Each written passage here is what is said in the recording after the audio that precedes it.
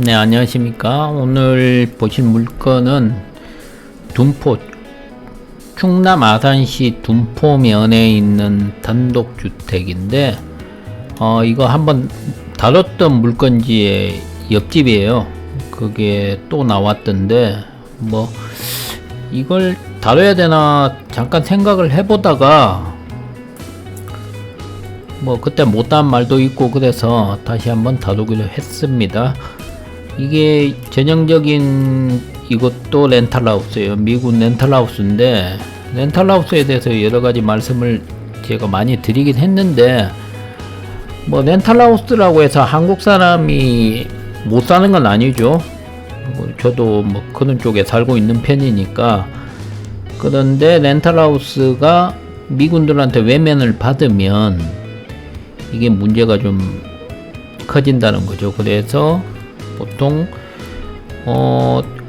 평택 쪽 렌탈하우스는 어느 정도 인기가 있어요. 근데 이렇게 둔포 아산 쪽에 조그만한 규모의 렌탈하우스가 있는데, 이런 것들이 어떤 것들이 사람이 빠지기 시작하면 계속 빠져버리는 게 문제가 있어요. 새로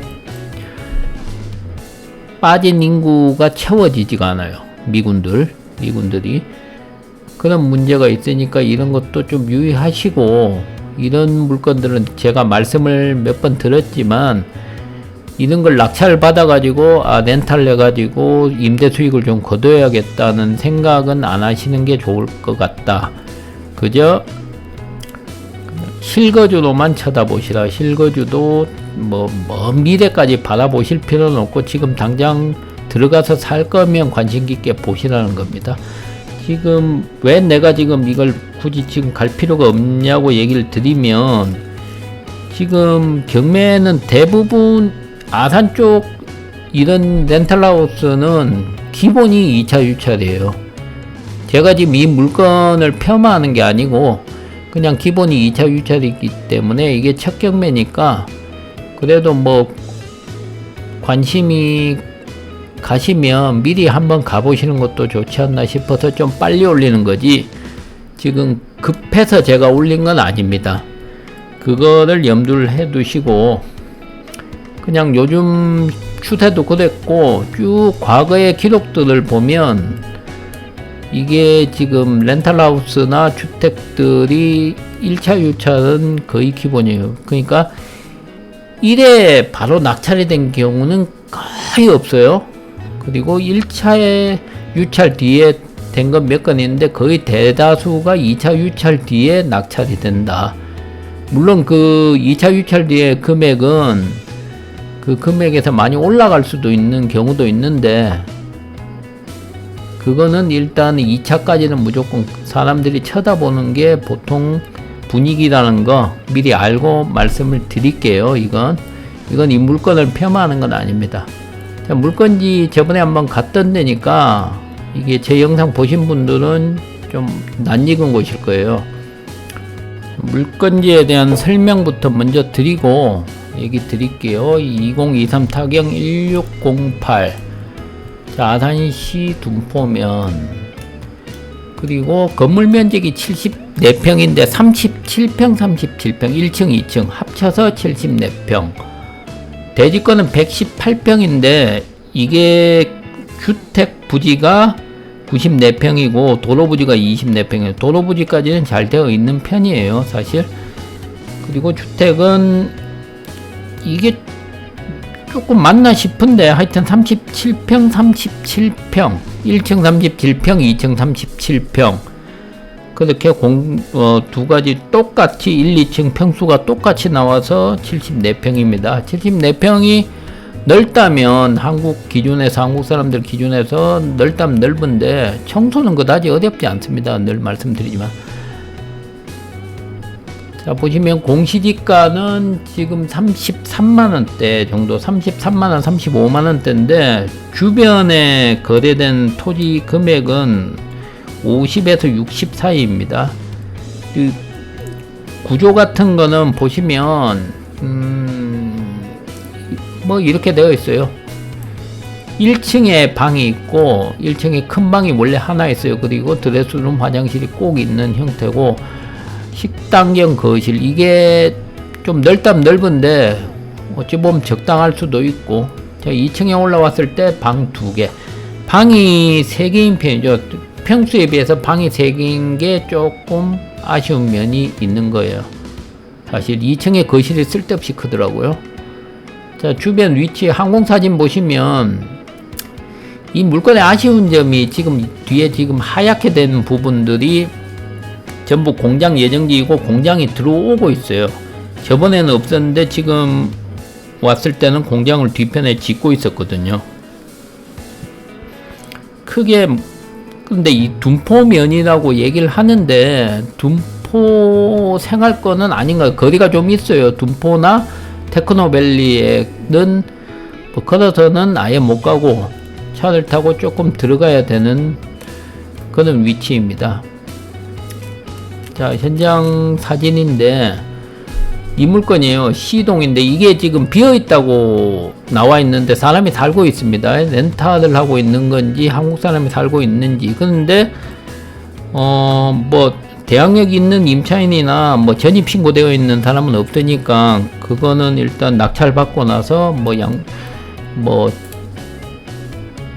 나가라고 얘기를 하시면 돼요. 외국인이 있는 것 같은 경우는 보통 1년 단위 계약이기 때문에 1년만 채워주고 나가면 되는 거니까 큰 문제는 없어요. 그리고 이건 옆에 집 강아지인데 정말 특이하게 생겨서 한번 찍었습니다. 내가 강아지를 여러 번 봤어도 저렇게 재미나게 생긴 강아지는 처음 보는 것 같아요. 자, 건물 외관은 뭐 나쁘지는 않죠.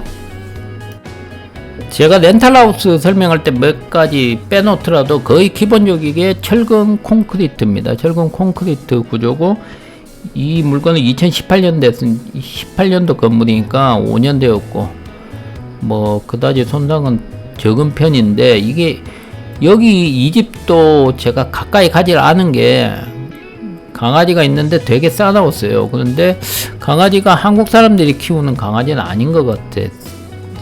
혹시 외국인이 지금 렌탈로 살고 있나 하는 생각은 하고 있어요. 그런데 뭐 한국인이든 외국인이든 뭐 일단 서류상 큰 문제는 없습니다. 일단 명도명령 내리면 되는 거니까요.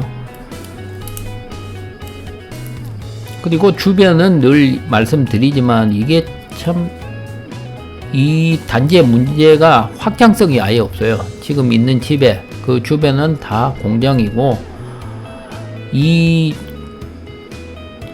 전원주택이라고 말하기도 힘든 게 조금 자연 친화적이어야 되는데 자연이라고 느낄 수 있는 집 안에서 느낄 수 있는 건 이 앞에 밭인데 사실 이게 제가 제일 무서워하는 것 중에 집을 보러 다니면서도 앞에 빈 터가 있는 데가 제일 무서워요. 차라리 이게 뭐가 들어올 줄 모르거든요. 집이 들어오면 다행이건데 주변은 지금 공장으로 계속 둘러싸고 있어요.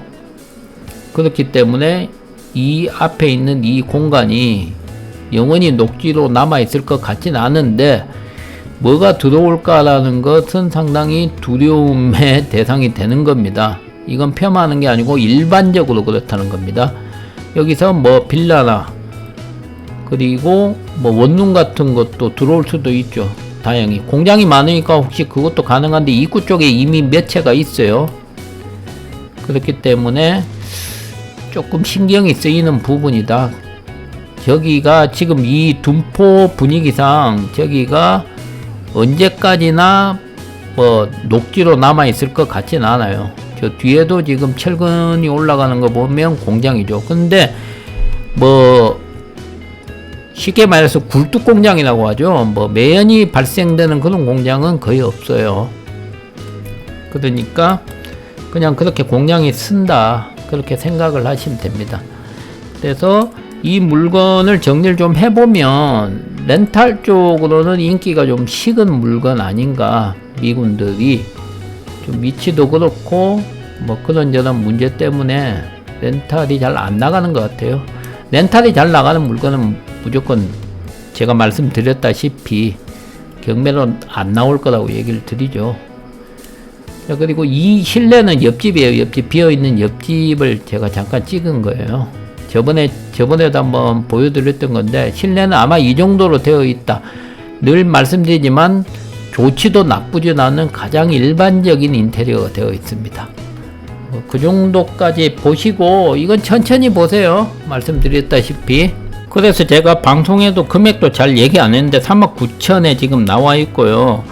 앞전에 나온 거는 38,000에서 지금 1차 유찰돼서 2억 7천입니다. 그걸 염두에 두시고 천천히 한번 그냥 와 보시는 것도 괜찮겠어요. 근데 급하실 건 없겠다. 그렇게 말씀드릴게요. 네, 구독, 좋아요 참 부탁드리겠습니다. 감사합니다. 오늘 여기까지 합니다.